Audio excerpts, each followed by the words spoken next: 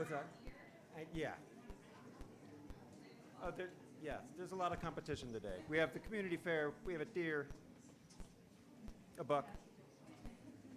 Well, we come together this morning with hearts that are ready, hearts that are heavy, hearts that are broken, and hearts that are full. Our hearts are continuously learning to be brave. Our hearts have been brave for a long time.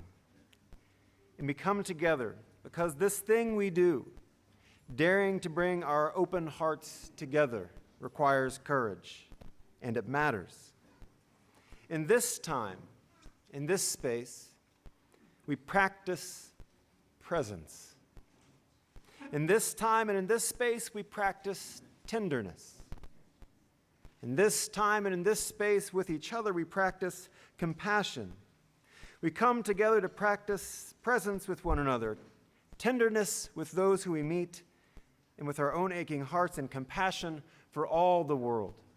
And so we invoke the spirit of life and the spirit of love when we enter into this holy moment together. When we enter into this moment with open hearts, may the compassion that we share fill up this space and this time. And may we be a small part of the turning of the tide to more peace, to more love, and to more justice throughout this earth. We are glad that you're here this morning. We're glad that you're here this morning. If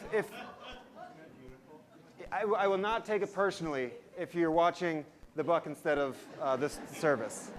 At my internship church in Seattle, Washington, Bellevue, Washington, it had this big glass back, and you could always tell when you were losing people and they were getting bored because their eyes would just start drifting up into the trees, staring off into space. So we invite you to stare at the buck, stare at our musicians, stare at these beautiful people in this room with us. Indeed, it is good to be together this morning, to do this work, to do this holy work of tenderness and of compassion and of being together and courageous.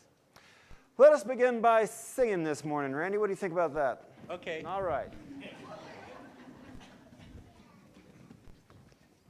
If you could rise and body your spirit, we're going to do a song that might be a little new to some of you, but it's really cool, and it even has a spot where you go, whoosh, whoosh. Can you practice that? Whoosh, whoosh. There's not a second just one. Okay. Listen more often to things than to beings. Listen more often to things than to being. In the ancestor's breath, with the fire's voice is heard. In the ancestor's breath, in the voice of the waters.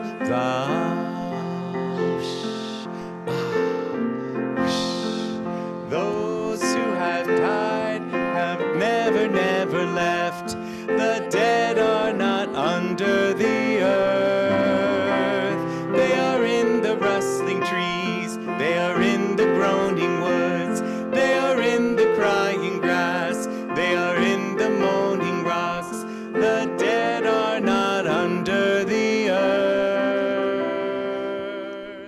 So listen more often to things than to beings. Listen more often to things than to beings. In the ancestor's breath, where the fire's voice is heard. In the ancestor's breath, in the voice of the waters.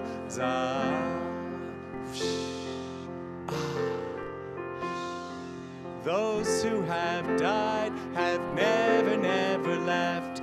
The dead have a pact with the living.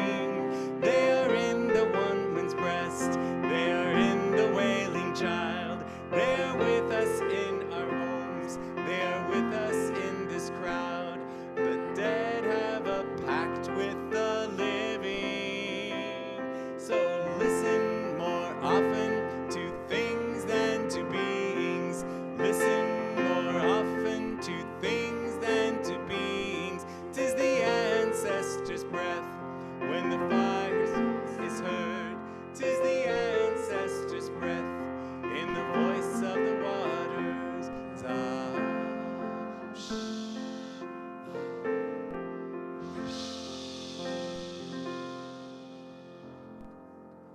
It's beautiful.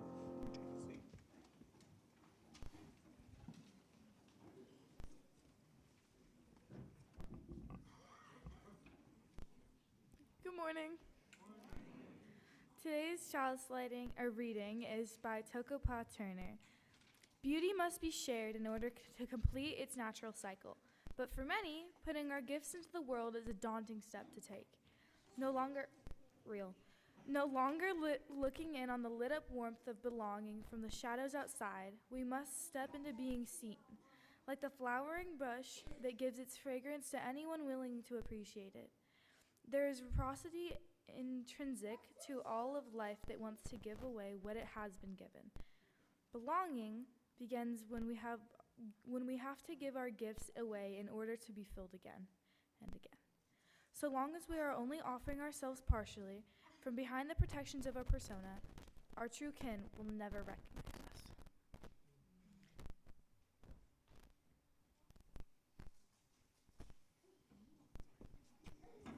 us. Please rise and body your spirit as we sing our chalice response, Spirit of Life.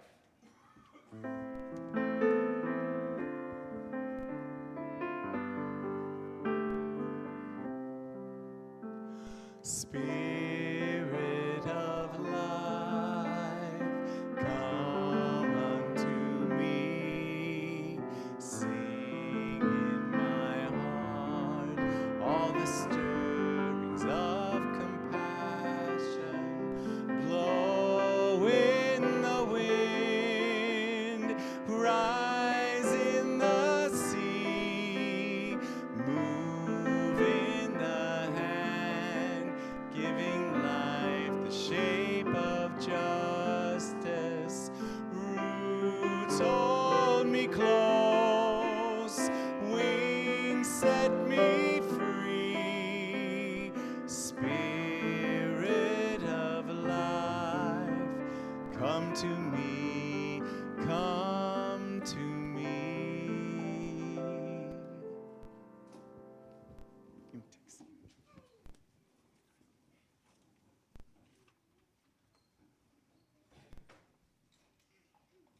Morning. I'm Amy Brock, and I'm the Director of Religious Exploration for Children and Youth, and it is time for our Time for All Ages. This month we've been exploring heritage or history, and today that takes us to the history of welcome and inclusion and some of the ways that we've done that in this faith. So while our friends are coming to join me on the rag, I want you to think about something that makes you feel welcome and included. Like, how do you know that you're welcome? And how do you know that you belong? And how do you know that you're included?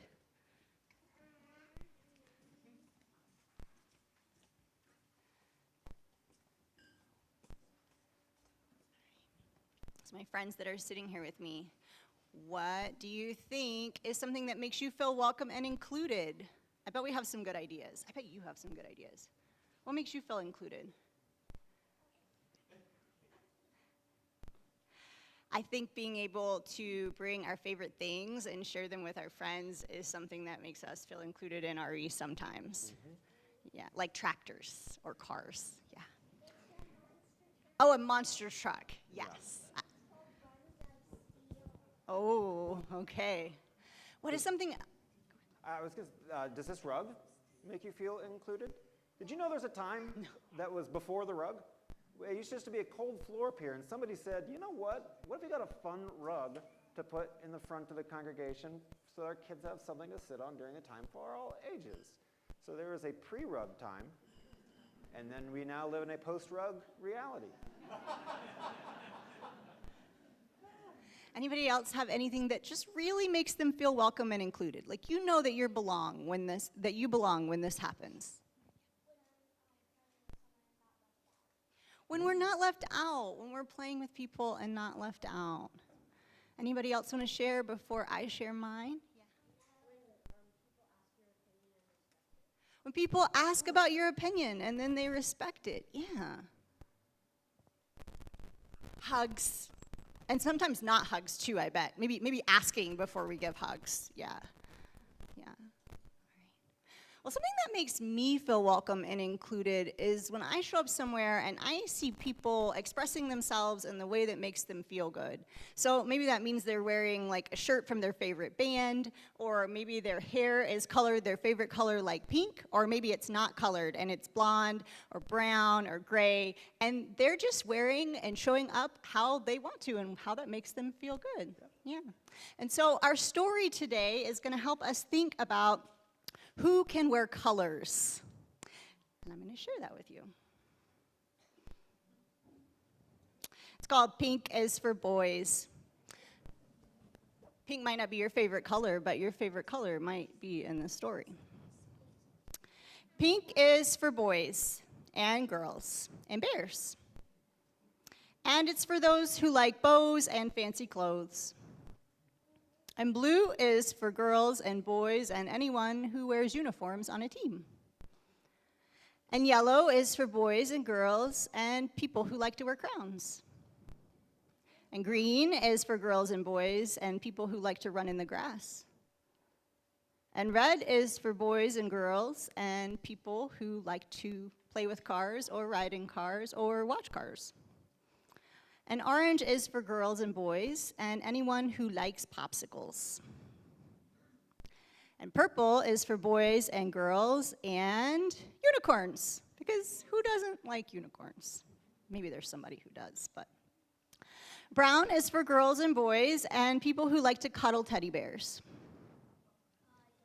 And black and white are for boys and girls and anyone who likes puppies and kittens.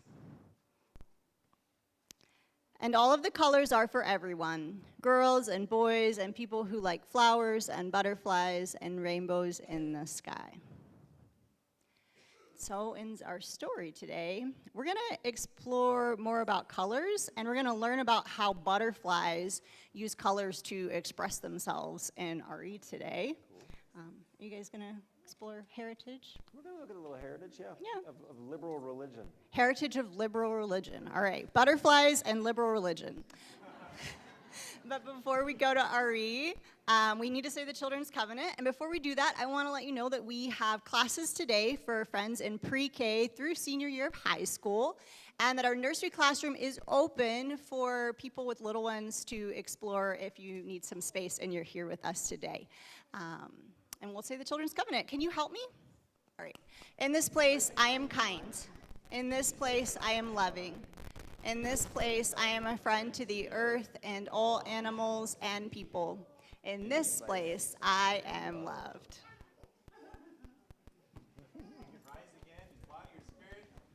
We're going to make an arch and let the kids go to RE as we sing, "Oh, We Give Thanks."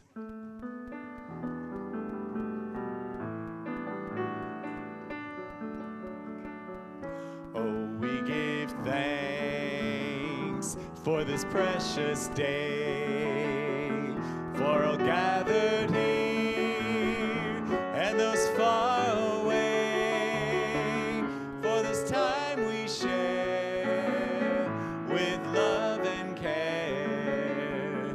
Oh, we give thanks for this precious day. Oh, we give thanks for this precious day, for all gathered here and those far away, for this time we share with love and care. Oh, we give thanks for this precious day.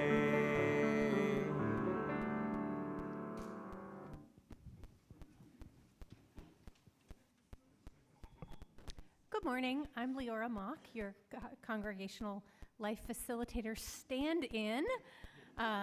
Chayla's out today on a lovely vacation, and I have your announcements. Special welcome if you're new, and I think there must be lots of new people because it's real crowded in here. Special welcome to you, whether you're here in person or on Zoom. And if you're on Zoom and you want to let us know you're here, there will be a form popped up in the chat momentarily. The auction went well. It went really well, and I don't have final figures yet. I'm sure that will be announced soon, but it went really well. So thank you to all who participated. If you bought a physical item, please pick it up in the conference room today or next Sunday. And after that, I think Jenny McKee's going to hold them hostage. So, do it soon. The camping group, which thrives all throughout spring, summer, and early fall, is getting ready to do their planning for next year. And there's a note in the skyline about where to catch up with them if you want to join in these really fun camping experiences. My next announcement is a dual announcement, and it's really my very favorite thing to announce in a while. On Sunday the 29th, there's going to be a trunk or treat, and that's really fun for our kids. There's only 20 spaces available, so if you want to provide a trunk and treats, you should talk to Amy really soon or email her. Her address is also in the skyline. But guess what else is happening? In the evening, in conjunction with Central Oregon Community College's LGBTQ+ programs, here in this sanctuary for free is a screening of the Rocky Horror Picture Show. And I just find it fascinating that we can do both on the same day in our fellowship. So check that out if that's of interest. Costumes are encouraged. Food props are strictly prohibited. I'm looking at you, Mark Steinberg. Thanks, everyone. Have a great one.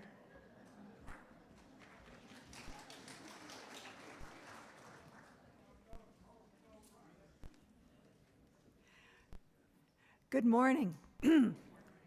I am Chris Herrick, little horse, I guess, here to tell you about the Cascadia Chalice Lighter Program, which is a regional form of UU stewardship. Now, becoming a chalice lighter has nothing to do with lighting our own chalice on Sunday morning. If you want to do that, you need to talk with Chayla.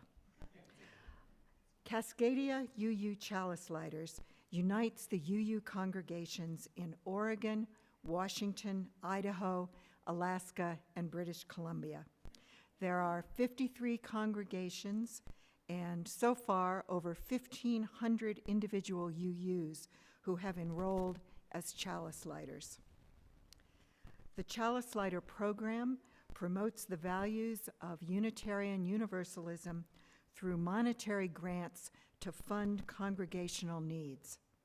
Chalice Lighter members of each congregation send donations to Cascadia in response to 3 calls per year. The donations are pooled and then awarded as grants. In 2014, we got a grant that helped build our children's outdoor playground. And during the pandemic, many congregations got grants to add Zoom capability. To become a chalice lighter, you sign a pledge form with me agreeing to donate at least $20 per call. That adds up to only $60 per year per chalice lighter, or $120 if you are a couple. But every $20 helps. Since it began, chalice lighters in the Pacific Northwest have donated over $900,000. Now, a congregation is only eligible for a grant if at least 30% of its members are enrolled as chalice lighters. Today, UUFCO has 94 chalice lighters, but we have more than 300 members. That's too close for me to be comfortable with our continued eligibility.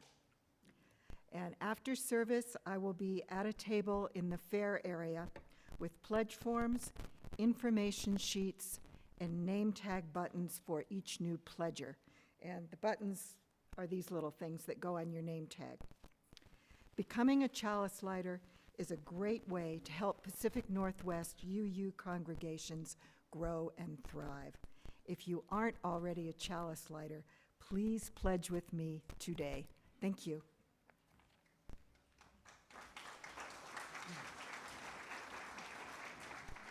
Thanks, Chris. Chris said she would be outside in the fellowship hall after the service, and a bunch of other folks will be outside in the fellowship hall after service, because today is our community fair. It was all a buzz before our service this morning, and I suspect that it will regain its buzz right after we finish our service. So we invite everyone, whether you've been here for 20 years or maybe this is your first or second time, it's just a great chance to walk around and really see and understand what it is that we do here and how you can get involved in an area that speaks to your heart and your gifts and your skills. There is a lot going on in this congregation. It seems like there's more and more going on every single week in this congregation. And to support that work of the congregation, we take an offering here on Sunday mornings. So in the spirit of supporting the good work of this fellowship, we'll take a morning offering and we'll listen to Jesse and Jeff and Dirk sing some song.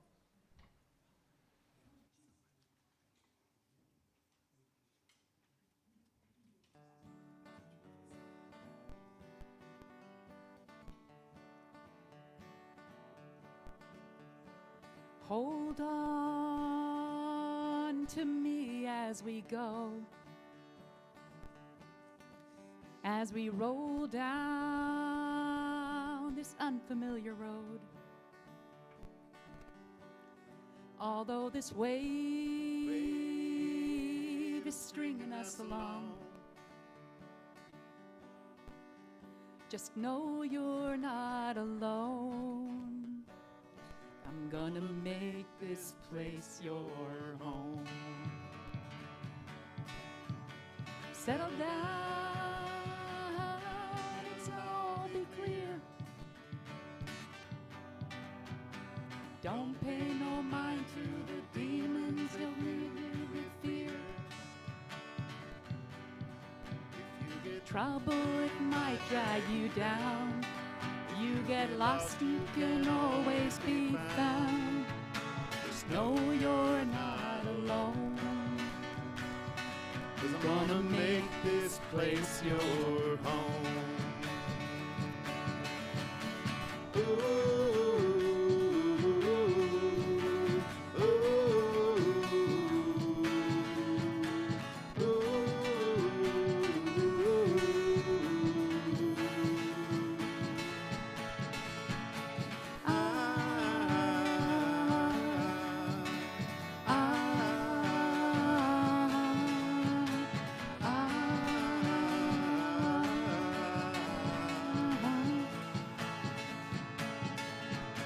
Settle down, it'll all be clear. Don't pay no mind to these demons that fill you with fear. The trouble, it might drag you down. You get lost, you can always be found. Just know you're not alone. 'Cause I'm gonna make this place your home.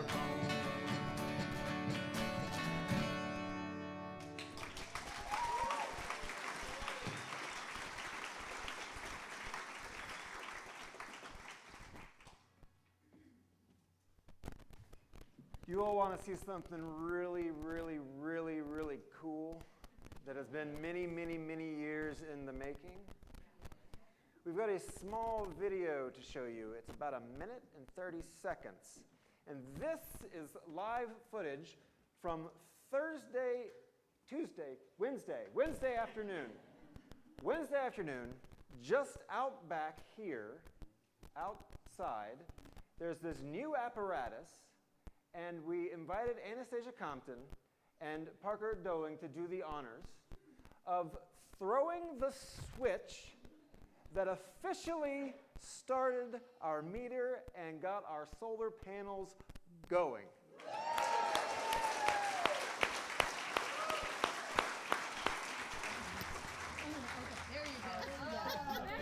There you go. Okay, and then we're looking this way. Here we go. Okay, I'm taking photos. Wait, count down. Okay. On 10, 9, 8, 7, 6, 5, 4, 3, 2, 1. Look this way.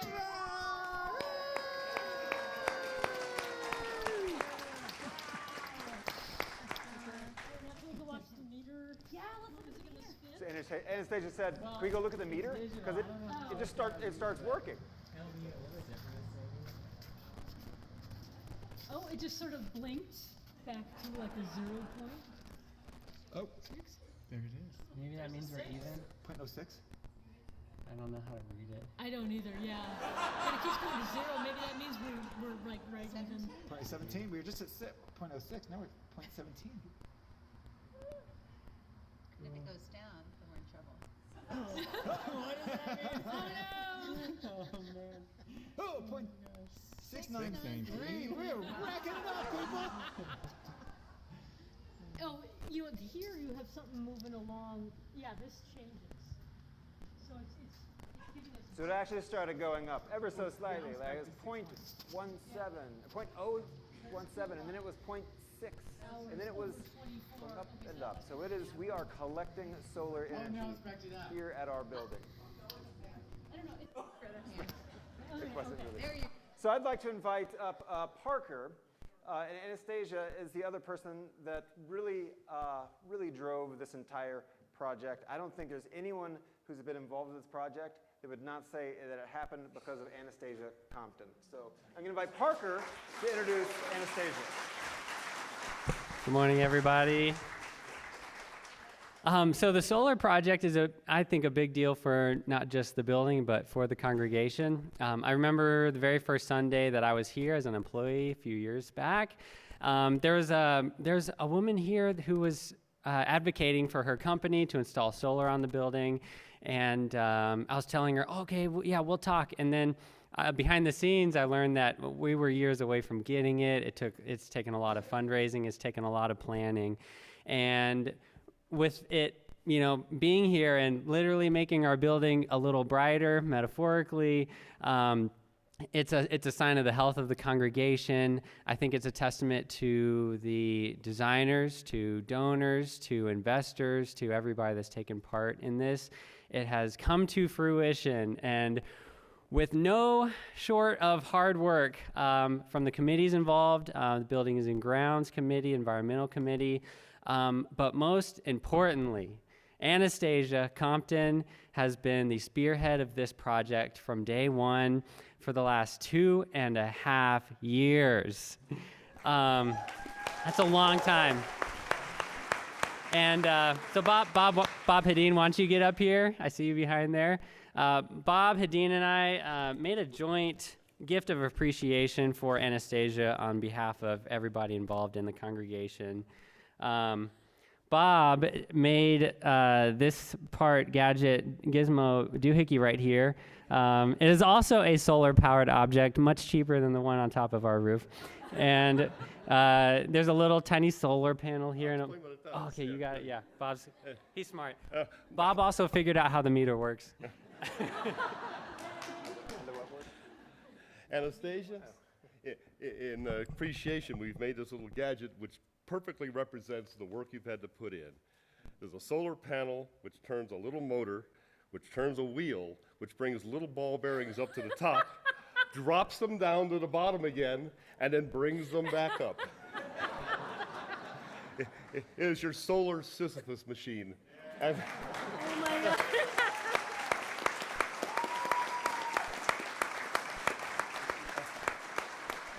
enjoy. Yeah, I was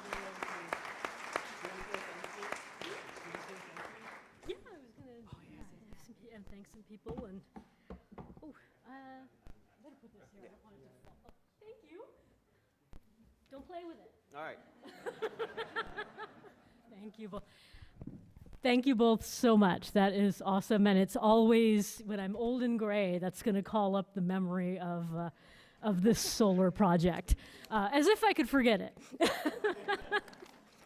So yeah, there's so many people that have been involved in this. In the spring of 2021, an email made its way to me, and it had gone from, started with Lou Stagnito and John Pitney of the Oregon Interfaith Solar Project, and it went to the Environmental Center, and it went to JB, who was the events coordinator here, and then to Reverend Scott.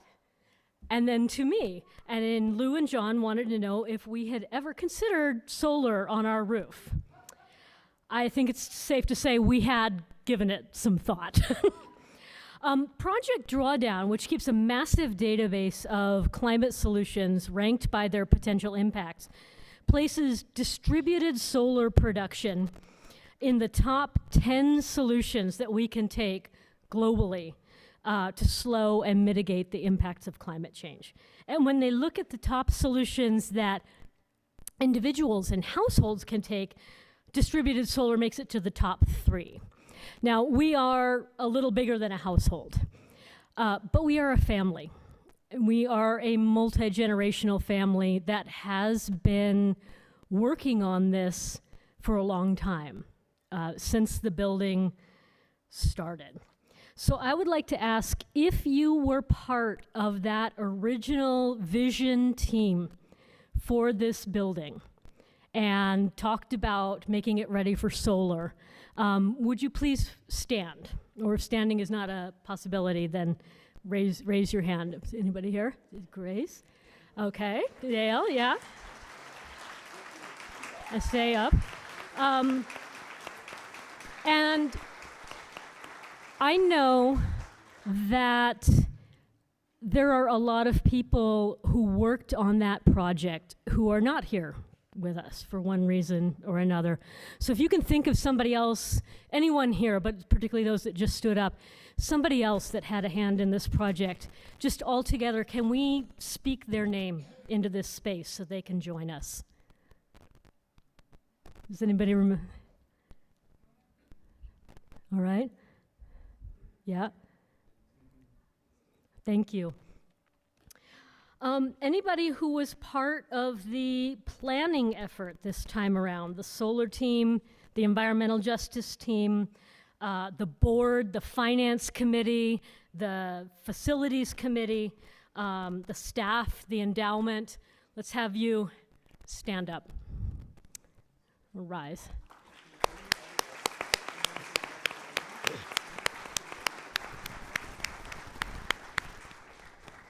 Thank you. If you donated funds to this solar project, which we raised about $113,000, which is somewhere around 41% of the cost. I wanted to make the math work out more neatly than that, but it's somewhere in that range. We had large donations, small donations, but if you supported this project with your funds, if you looked into your heart and your pocketbook, and decided this was the future you wanted for the generations to come, please stand up.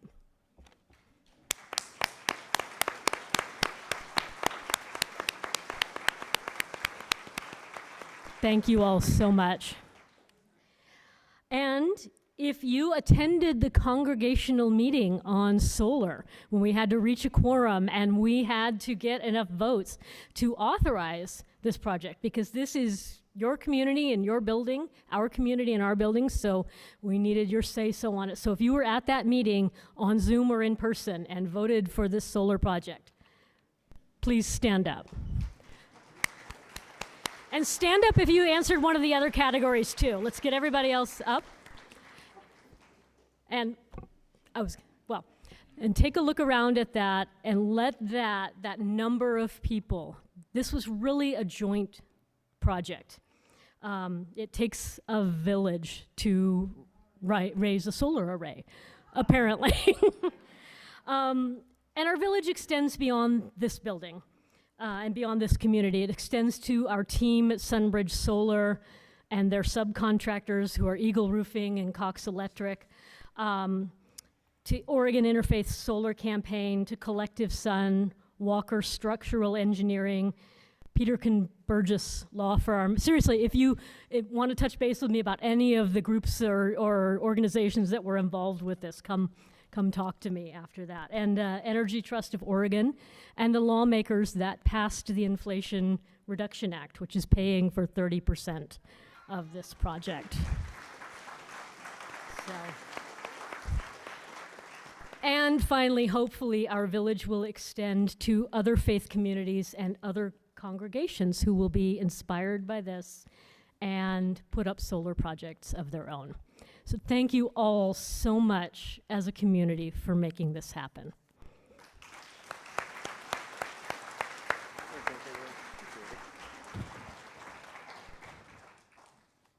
It really was one of those projects that, well, every single time it would like go backwards. We would get here and we would go backwards, and then we found this, and then we go backwards. So yeah, thank you so much to all the donors who made that possible.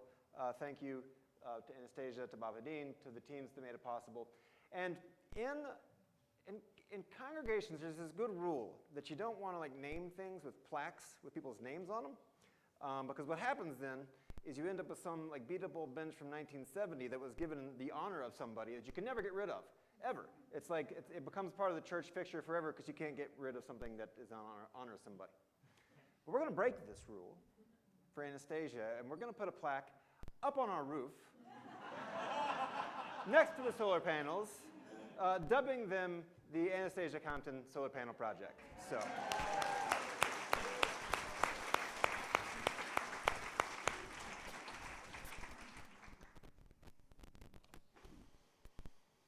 Well, there is just a lot going on. Something else that's going on that maybe you haven't seen yet is a new art show. Did you know we do a new art show here every 2 months? You probably did if you wandered into the Linus Pauling room.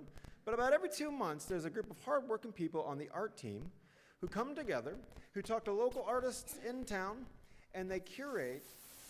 If you've ever walked in our Linus Pauling room, you know, beautiful, beautiful shows time and time and time again.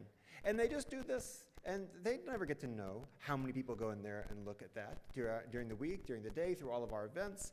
But we are grateful for the beauty that the art team brings. And if you have not checked out the new show, check it out. There's a new one every 2 months, and it's just amazing. And I'd like to say it's like magic that it happens, but I know it's not magic because I know that they put a lot of time and energy and effort into curating these shows for us. So if you're a member of the art team, we'd like to invite you to stand or raise your hand. And we would like to say thank you.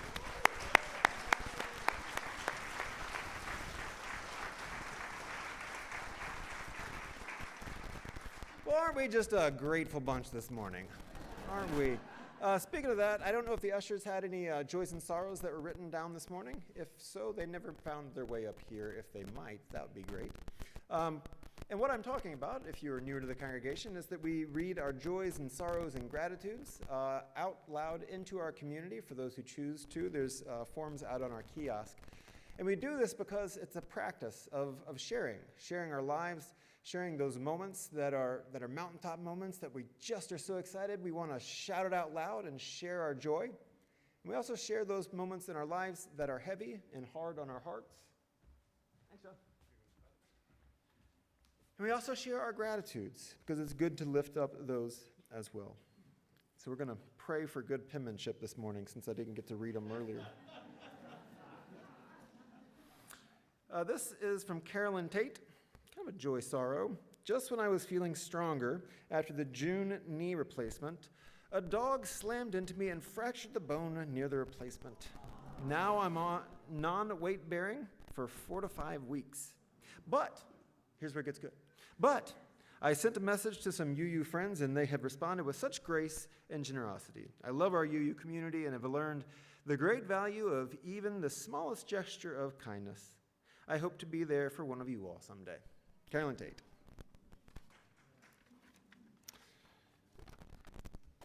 This one's from Vernon.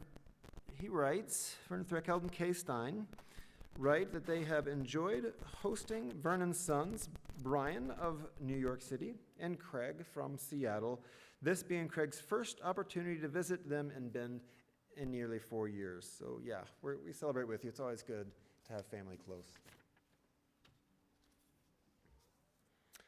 Jody Grossman shares a joy and gratitude for my children's, they are twins, 28th birthday today. Where's Jody? What are the names, Jody? Damery and Merritt. All right. Happy birthday, Damery and Merritt. And from Heather McNeil, gratitude. Many of you know my daughter, Jamie Rose, who is in the Peace Corps in Guatemala.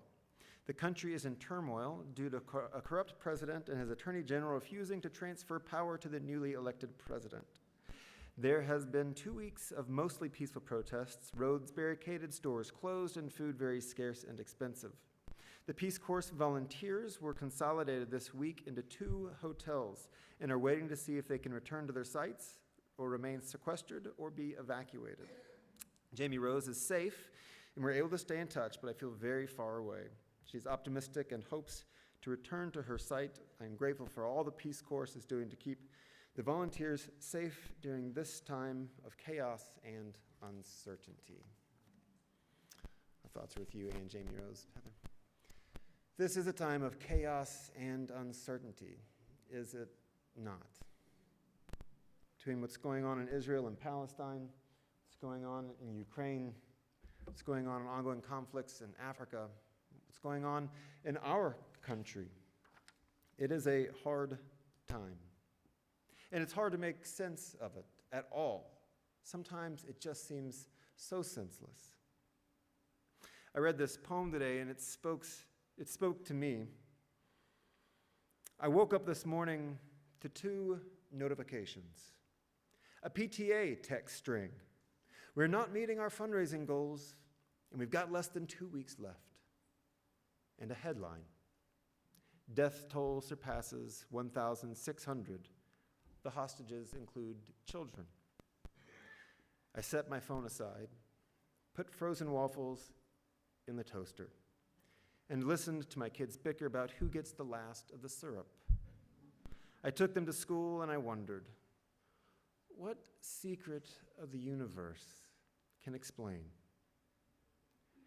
PTA and frozen waffles for my kids and bombs and graves for theirs? What secret of the universe could ever explain such atrocity? I'll invite us into a time of spoken prayer, followed by a silent meditation.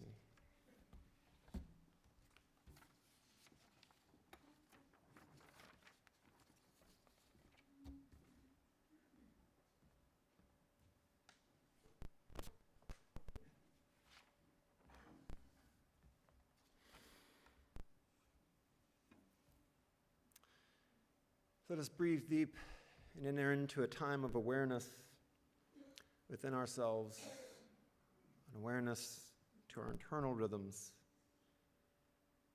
and a deep understanding of the connection beyond boundaries, connection to one another, to that interdependent web of life of which we are all a part, even if it's just one small thread. As we breathe in, we are connected. As we breathe out, we are connected. We pray that we might love one another. We pray knowing prayer means different things to every single person in this room. We pray to love one another, and that might sound simple. But in moments that we cannot make sense of, it's a practice of deep faith and a deeper conviction. So we center ourselves that we might remember this interdependence that is so a part of our shared collective humanity. It's true amidst violence. It's true amidst atrocity. When one heart breaks, the whole world breaks. And so we set our attention and our compassion and our love for those who have lost loved ones, for those who are in danger.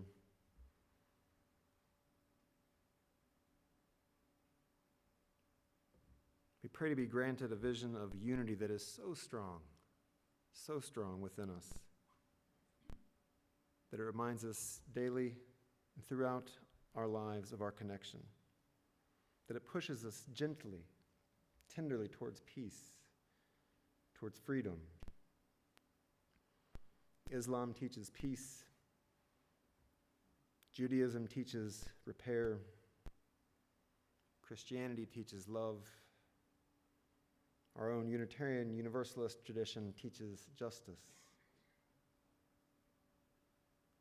May what is good in all religions point us towards peace and repair and love and justice.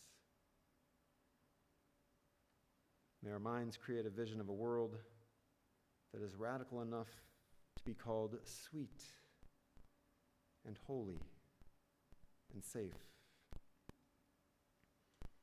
By our thoughts and by our actions, by our hearts, by our breath. May it be so. Amen.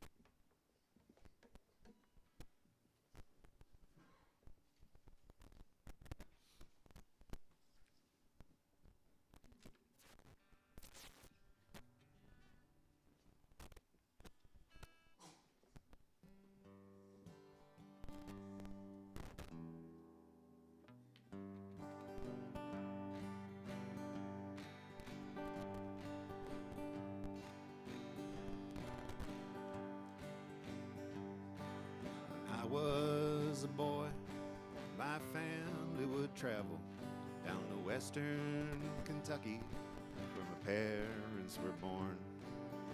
Backwards old town that's often remembered so many times that my memories are worn. Sometimes we'd travel right down the Green River to the abandoned old prison down by Adrie Hill. The air smelled like snakes, and we'd shoot with our pistols, but empty pop bottles was all we would kill. And Daddy, won't you take me back to Muhlenberg County, down by the Green River, where paradise lay. I'm sorry, my son, but you're too late in asking. Mr. Peabody's coal train has hauled it away. And the coal company came with the world's largest shovels. They tortured the timber and stripped all the land, dug for their coal till the land was forsaken, and wrote it all down as the progress of man. When I die, let my ashes float down the Green River. Let my soul roll on up to the Rochester Dam. I'll be halfway to heaven with paradise waiting, just 5 miles away from wherever I am. And Daddy, won't you take me back to Muhlenberg County, down by the Green River, where paradise lay.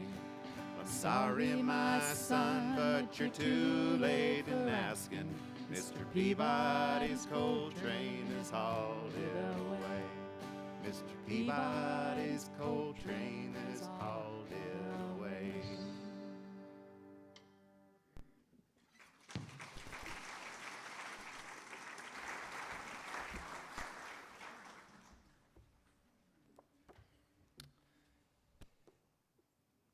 when I was about 25 was when I found out about Unitarian Universalism. I had a very similar experience that I hear over and over and over in our new membership classes, which is, yeah, I had no idea. Where were you all hiding? And I was actively looking for a religious community that I could partake in and would be consistent with my values and my own theology. Well, once I found Unitarian Universalism and got incredibly excited about it, I started reading everything I could. And it still took me, I don't know, still working on it, I guess, but like years to like figure out what is this new expression of faith, how does it work, how is it different from religious structures that I grew up with, and what is in it, if anything, for me. And so one of the books I came across was called A Chosen Faith. It's written by John Behrens and Forrest Church. And it's just a great little primer, and I thought, well, I'll share this with my family.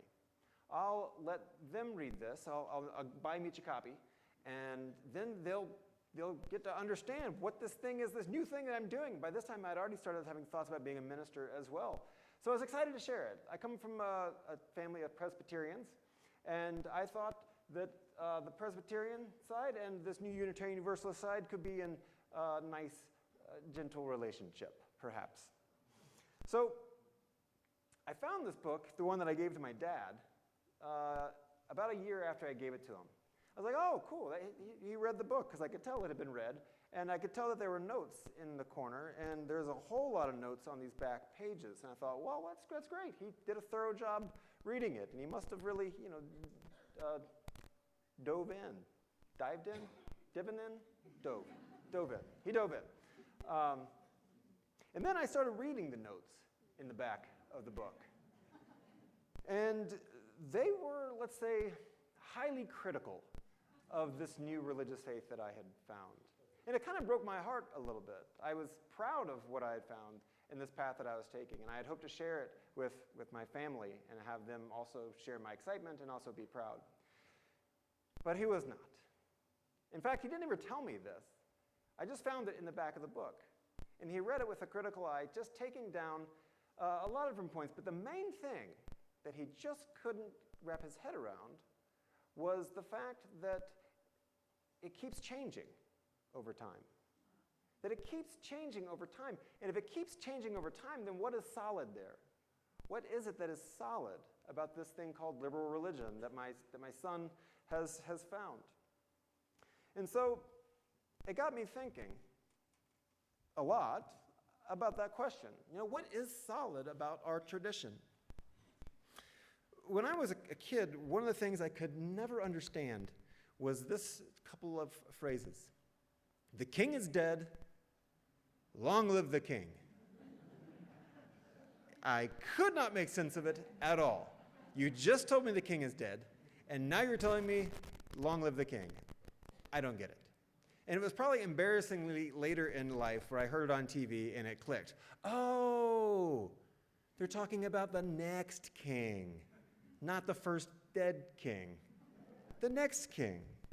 The king is dead, long live the king. They're talking about succession. They're talking about what's next. And they're talking about the fact that it's immediate. There is a crown and power to whom it will be passed. So this was another very important book. And this is a book by James Luther Adams. And it's just a book of essays. And he had a tremendous impact on my understanding of liberal religion, which is what we call Unitarian Universalist. It's a liberal religion. James Luther Adams called for the death of liberal religion so that he could then proclaim, long live liberalism. James Luther Adams was one of the most influential theologians among the American Unitarians and Universalists in the 20th century. He was a Unitarian parish minister, as well as a professor at Harvard Divinity School, Andover Newton, and Meadville Theological School. But first, let's back up and just talk about this word, this idea and concept of liberal religion first, liberal theology. This sermon is a little bit more on the academic side, so I will pound the pulpit every once in a while to wake you up. That's actually, in preaching class, there's an old saying, weak point, pound pulpit. So Unitarian Universalist theologian Paul Razor describes liberal theology as being based on the premise that human religiousness should be understood and interpreted from the perspective of modern knowledge and modern life experience. It's characterized by commitments to free and open intellectual inquiry and to the autonomous authority of the individual's experience and of reason, and to the ethical dimensions of culture, and to the intellectually credible and socially relevant. So all that is what we gather together to say that is what it means for us to be religiously liberal. We look to knowledge of the modern world, and we say that we should use that in our religious discernment on how it is that we gather, both with science but also with ethics and morality, understanding that those also have an ongoing arc. Liberal theology has its roots in the dawning of the modern world, beginning in the time of the radical reformation of Christianity in the 17th century. Adams said that liberal Christianity was a protest against pecking orders. And the pecking orders of the day were political and from the church, and they were economic. And from the uprooting of the soil grew what we now know as the Enlightenment period, which brought us the birth of modern science, the championing of reason, and the ideas that humans have autonomy and should have a role in creating our own fate. When authority was taken away from institutions at the time, churches and politicians, and placed with the individual, this radically changed how humans understood their role of self in the world. This liberalism allowed people to deeply question the norms in society and to imagine change in a different way. No longer was the vision completely given over to them by the church, but people began to wonder with their own moral imaginations, what might else there be? Previous to this, all the social norms were not for the interest or the realm of the individual. They were handed down by the church or the state or from God himself. And the reigning God of those days was certainly a him God. And so since the 17th century, liberal theology has undergone much change and examination because baked in right there at the beginning was this idea that we should continue to look and examine always. And so it's spread across many religions. There is liberal Islam, there's liberal Judaism, there's liberal Christianity. Here in America, our own liberal expression of Unitarian Universalism has continued to take shape over the many years, having heavily influenced periods by transcendentalism, by feminist ideas, by liberation theology, by process theology, by eco-theology. We look to the outside world and we say, what are we doing as a religious body and where should we be moving? After James Luther Adams left the pulpit ministry and arrived in Chicago to teach at Meadville Lombard, one of the essays he wrote in the Journal of Liberal Religion was called Why Liberal? And in this essay, Adams places what he believes to be the absolute cornerstone of liberalism. And that is, first, liberalism holds that nothing is complete, thus nothing is exempt from criticism.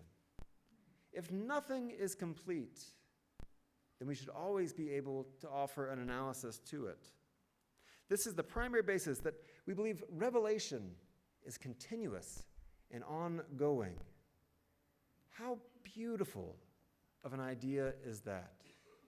That nothing is finished, that all is open, and all is possibly going forward. Knowledge is a changing and expanding enterprise. We can see this in historical large events like the Copernican revolution that just radically changed how we understand the universe and our place in it. But we also see this in our own lives as we develop as individuals. We know that to become stagnant and calcified is to shut the door on possible new truths and new possibilities. And so we believe this in our personal lives, and we believe this in our shared religious life. This is the opposite of what an Orthodox church would believe and do and function. We come from a long line of heretics. We are proud of our heresy. We say that the Orthodox should be challenged, whatever the Orthodox might be. George Beach was a close friend of Adams and a frequent editor of his works, and he suggested that this capacity for criticism and for self-criticism is the hallmark of human authenticity in any realm of thought and endeavor. When the same insistence on self-critique is applied to religious thought, then we have liberal religion. Adams is famous for twisting that Socrates phrase, an unexamined life is not worth having, into an unexamined faith is not worth having. He states that if some people wish infallible guidance in religion, they're not going to find it here. And this is an interesting thing that happens oftentimes when people come into the Unitarian Universalist church. They come and they find and experience this freedom of religious and intellectual thought. There is space to imagine and to become what we are. And then, every once in a while, after about 6 months, you get this sense and they say, but wait, you're really never going to tell us an infallible truth? There's not like a 6 months check-in where you give us the secret answers or something? No, with that freedom comes a tremendous responsibility to do the work, the deep spiritual and religious formation work ongoing.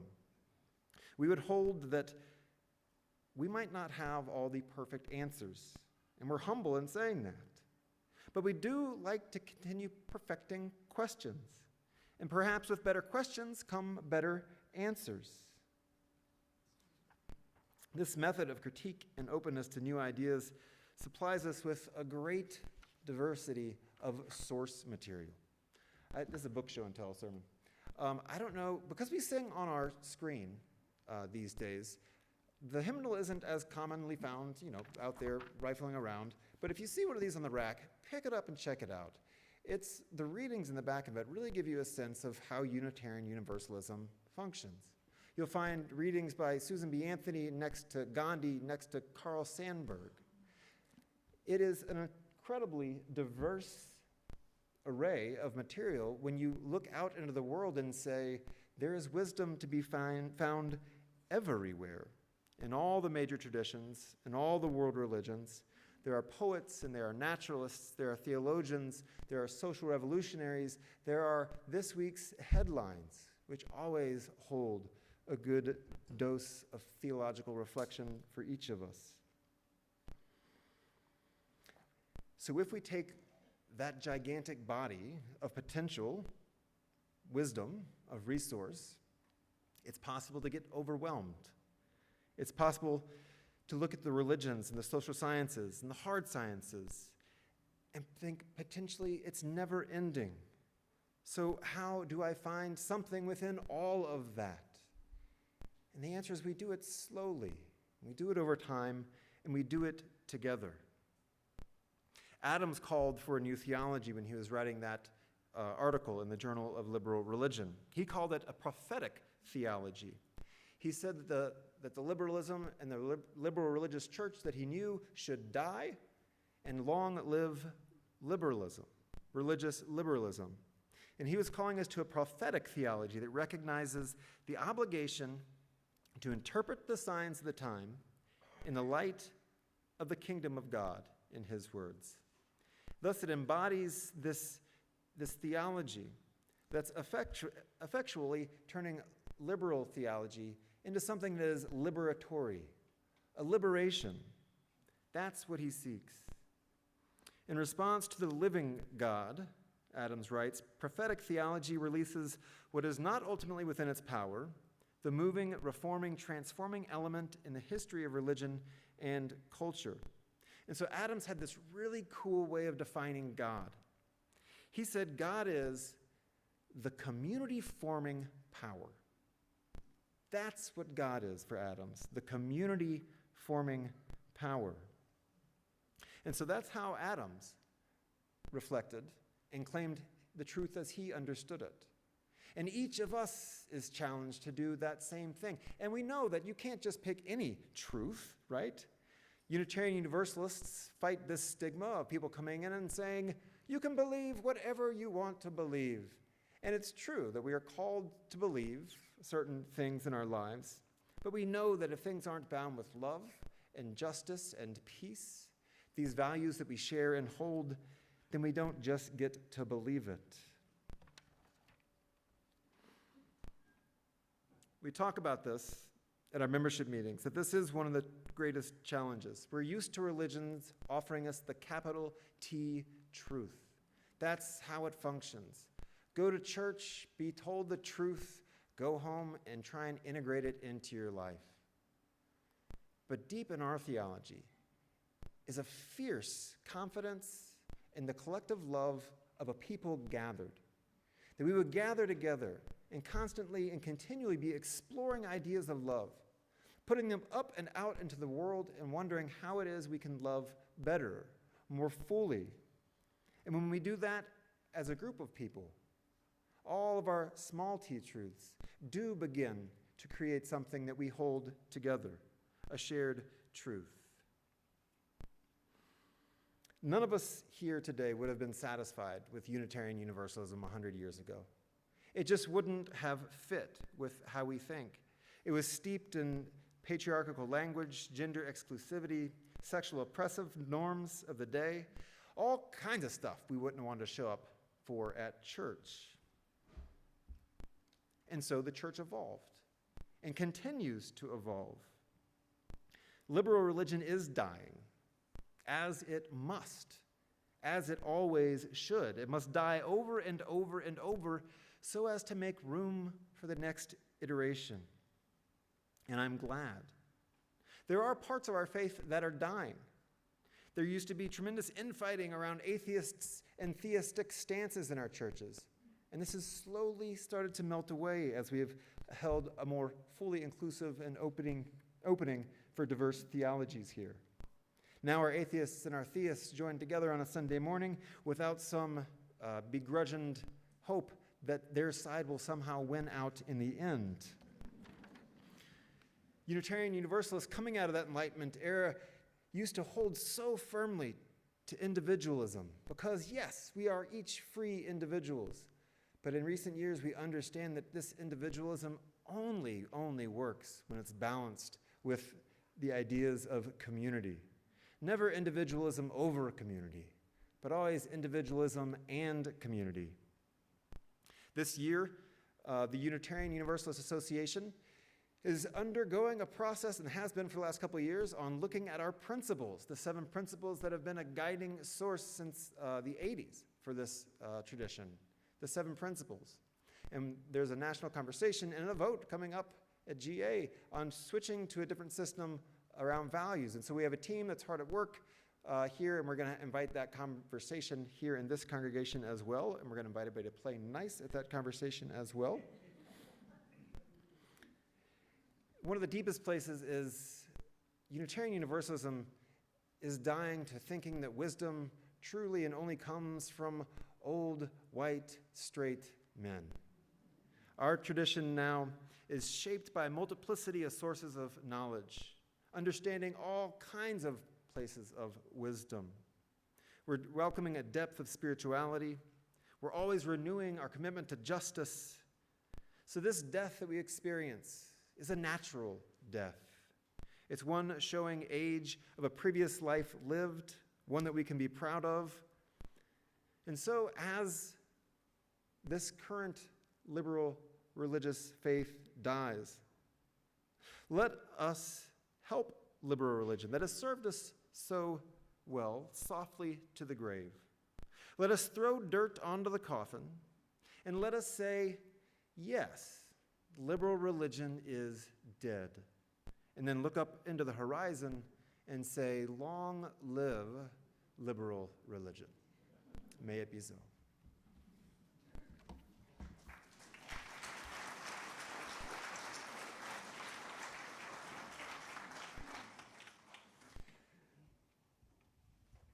We're going to sing a last song here. It's a song about questions. And we don't usually end with a round or a, this isn't a round, Randy. What would you call this? It's just a bunch of words on top of each other. It's not a round, is it? Is it a round? It just has 4 parts. 4 parts. I'm gonna, you're my people. I'm blocking you. You're Jesse's people. You're Dirk's people. And you're Randy's people. And Mark's tickling the keys for us. Fantastic. So this is, we have a slide here. Where do we come from? So it's just it's a song. You pile all the pieces on top of each other. I'll lead ours, and we'll just jump right into it. And so you all follow me, and it's just a quick line. We should do each one. We should do it first? Once. Yeah, once. You do once. One time through. That's why Randy is the music person. I get excited. All right, so my part is what's the... Where do we come from? What are we? Where are we going? Where do we come from? What are we? Where are we going? Where do we come from? Where do we come from? Mystery, mystery, life is a riddle and a mystery. Mystery, life is a riddle and a mystery. Where do we come from? Where are we going? Where do we come from? Where are we going? All right, let's give it a try. Ready? Where do we come from? What are we? Where are we going? Where do we come from? What are we? Where are we going? Where do we come from? What are we? Where are we going? Where do we come from? Mystery, What are we? life is a riddle and a mystery. Mystery, do we mystery, from? life is a Where riddle are and we a mystery. going? Mystery, Where do we mystery, come from? life is a Where riddle are and a we mystery. going? Mystery, Where do we mystery, from? life is a Where riddle are and a we mystery. Now go quiet.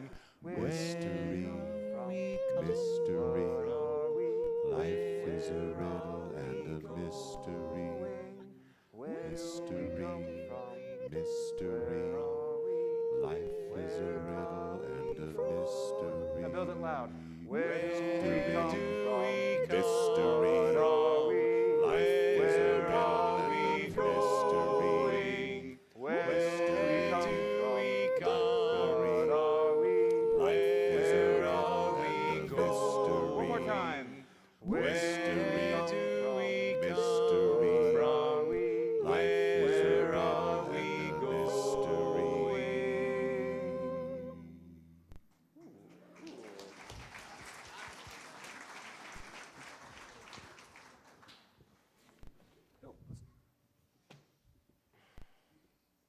I invite you to say the words of our chalice extinguishing words.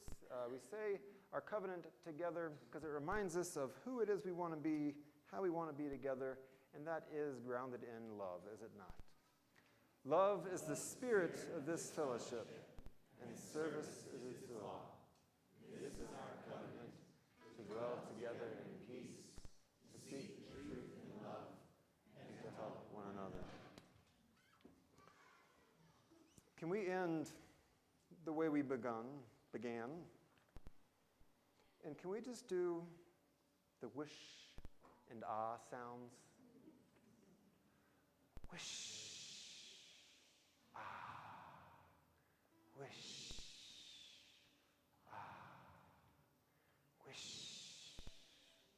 ah, wish, ah, wish, ah. Go in peace. go with the love of this place and never doubt that. Amen.